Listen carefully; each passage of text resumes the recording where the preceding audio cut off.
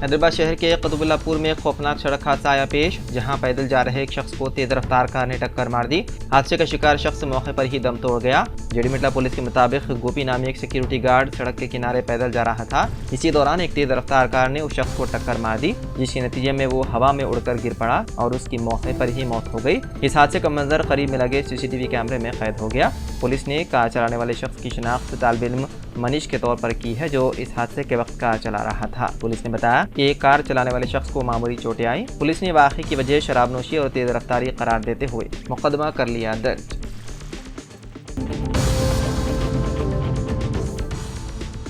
सरमाया बाजार के इदारे security and exchange board of India यानी कि सेबी की चेयरपर्सन माधवी पुरी बोज ने अमेरिकी रिसर्च फर्म हिंडनबर्ग में अपने खिलाफ लगाए गए इल्ज़ामात को बेबुनियाद करार देते हुए कहा कि सेबी ने हिंडनबर्ग के खिलाफ कार्रवाई का नोटिस जारी किया है और उसकी ये रिपोर्ट किरदार कशी का इक़दाम है। माधवी बोज ने इतवार की रोज़ जारी करदा बयान में कहा कि उन्होंने सेबी में काम करते हुए अपने माली सरमायाकारी के बारे में कुछ नहीं छुपाया है। वहीं दूसरी तरफ कांग्रेस ने कहा कि अडानी घोटाला बहुत बड़ा है और अब इसमें जाँच करने वालों की सच्चाई भी सामने आने लगी है, इसलिए मामले की जाँच ज्वाइंट पार्लिमानी कमेटी को सौंप देनी चाहिए। कांग्रेस ने अपने ऑफिशियल एक्स हैंडल पर कहा, अडानी के बड़े घोटाले की तहकीकात securities and exchange board SEBI को दे दी गई है। अब खबर है कि सेबी की चीफ माधवी पुरी बोज भी अडानी महा घोटाले में मुलव्विस है। मतलब ये कि घोटाले की तहकीकात करने वाला घोटाले में मुलव्विस है। पार्टी ने कहा कि वज़ीर आज़म मोदी अपने सनतकार दोस्त अडानी को बचाने की हर मुमकिन कोशिश कर रहे हैं। पार्टी ने कहा यह वादे हो चुका है कि मोदी ने तहकीकात के नाम पर अपने बेहतरीन दोस्त को बचाने की साजिश की है।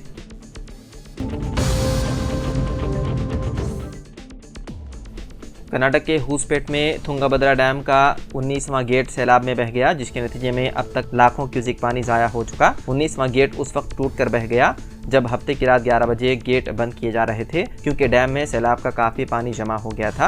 अहदेदारों ने बताया है कि ये वाक़या उस वक्त पेश आया जब बालाई सैलाब के कम होने के बाद डैम के पानी के ज़ख़ीरे को बरकरार रखा जा रहा था।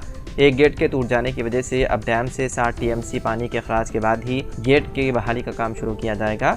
इसके एक हिस्से के तौर पर फिलहाल 33 दरवाजे खोले जा रहे हैं और पानी को नीचे छोड़ा जा रहा है।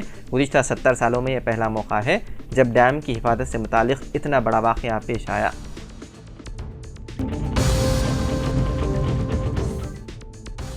शिवसेना यूबीटी के सरबराह और महाराष्ट्र के साबिक़ वज़ीर आला उद्धव ठाकरे ने मरकज़ की बीजेपी हुकूमत पर ज़बरदस्त हमला करते हुए कहा कि वो बीजेपी से आज़ाद राम को देखना चाहते हैं, क्योंकि उन्होंने मेरी पार्टी, मेरा इंतखाबी निशान चोरी करके पीठ में छुरा घोंपने का काम किया है, जो एक सच्चा हिंदू कभी नहीं कर सकता। बीजेपी वाले राम को सिर्फ अपने फ़ायदे के लिए इस्तेमाल कर रहे हैं। उद्धव ठाकरे ने कहा कि अयोध्या में भी आदर्श घोटाला हुआ, इसमें कौन शामिल हैं। इस मौके पर उन्होंने ये भी कहा कि मुस्लिम, सिख, पारसी, ईसाई सभी हमारे साथ हैं। एक बड़े मंसूबे के गुजरात चले जाने पर नाराज़गी का इजहार करते हुए उद्धव ठाकरे ने कहा कि सब कुछ गुजरात के लिए किया जा रहा है, हम भिखारी नहीं हैं। हमें लड़की बहन मंसूबे के तहत 1500 रुपये दिया जा रहा है। इससे क्या होता है?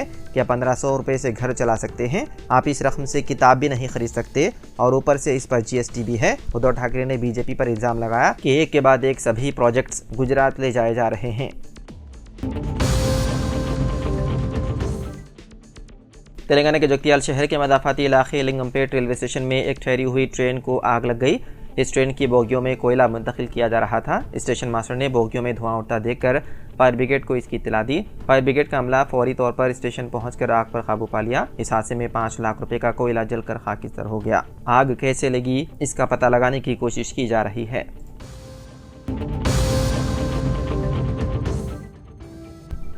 बीजेपी के सीनियर कायद व मरकज़ी वज़ीर बंडी संजय ने उन रिपोर्ट्स की तरदीद की कि बीआरएस और बीजेपी में दोस्ती के लिए बातचीत चल रही है। बंडी संजय ने मीडिया के नुमाइंदों से गैर रस्मी बातचीत करते हुए बीआरएस को आउटडेटेड पार्टी करार दिया। बताया जाता है कि दिल्ली एक्साइज पॉलिसी स्कैम में बीआरएस MLC कविता की गिरफ्तारी के खिलाफ पसे पर्दा बीजेपी के साथ बीआरएस की बातचीत की क़ियासारायान जारी है। तेरेसना हालिया दिनों बीआरएस के कारगुजार सदर KTR ने बीआरएस की बीजेपी में इंज़माम से मुताल्लिक़ मनगढ़ंत खबरें फैलाने वालों को सख्त इंतबाह दिया था। बंडी संजय ने मजीद कहा कि तेलंगाना में मुनक़्क़िद शुदनी मजालिस मकामी के इंतखाबात में कांग्रेस और बीजेपी के दरमियान अहम मुकाबला रहेगा।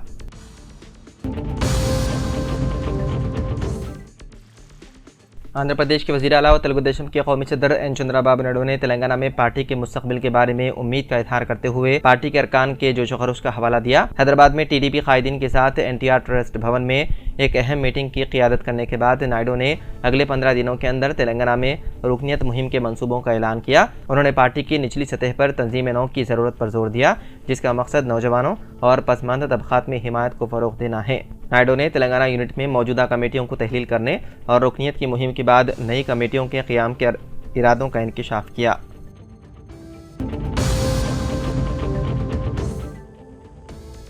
कांग्रेस के सीनियर लीडर और साबिक़ वज़ीर ख़ारजा नटवर सिंह का इंतकाल। मुल्क के साबिक़ वज़ीर ख़ारजा और कांग्रेस के बुज़ुर्ग रहनुमा नटवर सिंह तवील अलालत के बाद 95 साल की उम्र में इंतकाल कर गए। उन्हें गुरुग्राम के एक खानगी अस्पताल में दाखिल कराया गया था, जहां उनका इलाज चल रहा था।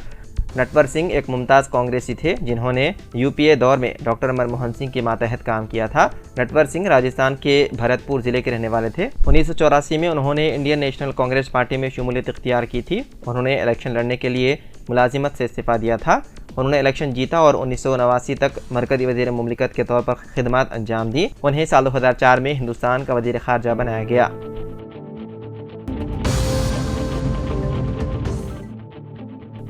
तेलंगाना हुकूमत ने नए राशन कार्ड की इजराई के सिलसिले में तफसीली जायज़ा लेने के बाद ये फैसला किया कि शहरी और देही इलाकों के मुस्तहिक़ ख़ानदानों को नए राशन कार्ड जारी किए जाएंगे। वज़ीर सिविल सप्लाईज उत्तम कुमार रेड्डी ने कहा कि देही इलाकों में रहने वाले ख़ानदान की सालाना आमदनी 1.5 लाख रुपये, जबकि शहरी इलाकों में राशन कार्ड के लिए सालाना आमदनी 2 लाख रुपये मुकर्रर की गई है। उन्होंने कहा कि शहरी इलाकों में ज़मीन की मिल्कियत के बजाय सालाना आमदनी का पैमाना रखा गया है। उन्होंने कहा कि नए राशन कार्ड के लिए जो हद आमदनी की तजवीज़ काबीनी सब कमेटी ने मुकर्रर की है, उस पर बिला लिहाज पार्टी वाबस्तगी अवामी नुमाइंदों की राय हासिल की जाएगी। इस सिलसिले में महकमे सिविल सप्लाईज के अहदेदारों को हिदायत दी गई है कि वो रियासत के तमाम अरकान पार्लियामेंट अरकान मुकर्ररा को मकतूब रवाना करते हुए उनकी राय हासिल करें।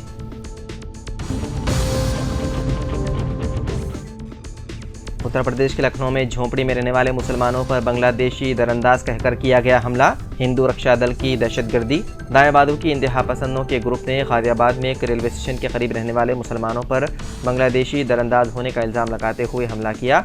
यह हमला हिंदू रक्षा दल के अरकान ने किया, जिसमें कई मुसलमान जख्मी हुए और उनकी आर्जी मकानात यानी कि झोपड़ियाँ तबाह की गई। इस हमले की क़ियादत हिंदू रक्षा दल के सदर पिंकी के नाम से मशहूर भूपेंद्र चौधरी ने की।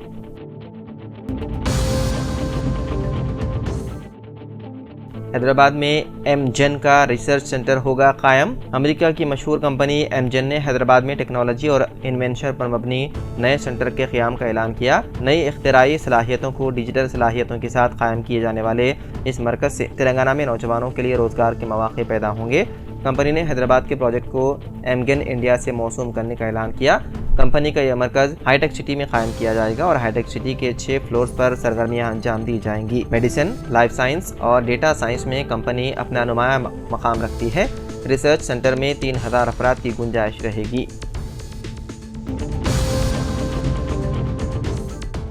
डिप्टी चीफ मिनिस्टर मल्लू भट्टी विक्रमार्का ने कहा कि 15 अगस्त तक किसानों की कर्ज मुआफ़ी स्कीम पर अमलावरी मुकम्मल हो जाएगी। खम्मम में मुख्तलिफ तरक्याती प्रोग्रामों में हिस्सा लेने के बाद मीडिया से बात करते हुए भट्टी विक्रमार्का ने कहा कि कांग्रेस के बरसर इख्तियार आने से रियासत में इंदिरम्मा राज के आगाज़ से अवाम मुतमईन है। कांग्रेस बरसर इख्तियार आने के बाद किसानों के 2 लाख रुपए तक के कर्ज़-ए-जात की मुआफ़ी का वादा किया गया था। 15 जुलाई को इस सिलसिले में जियो जारी किया गया और 18 जुलाई को 1 लाख रुपए तक के कर्ज़-ए-जात मुआफ़ किए गए, जिसके तहत 6,983 करोड़ की इजराई अमल में आई। उन्होंने कहा कि जुलाई में दूसरे मरहले के तहत कर्ज मुआफ़ी स्कीम के तहत 6,190.20 करोड़ जारी किए गए। उन्होंने बताया है कि 1.5 लाख रुपए तक के कर्ज मुआफ़ी के लिए 16,29,000 खानदानों में 12,289 करोड़ की इजराई अमल में आई। भट्टी विक्रमार्का ने कहा कि 2 लाख रुपए तक कर्ज मुआफ़ी स्कीम पर अमलावरी 15 अगस्त तक मुकम्मल हो जाएगी।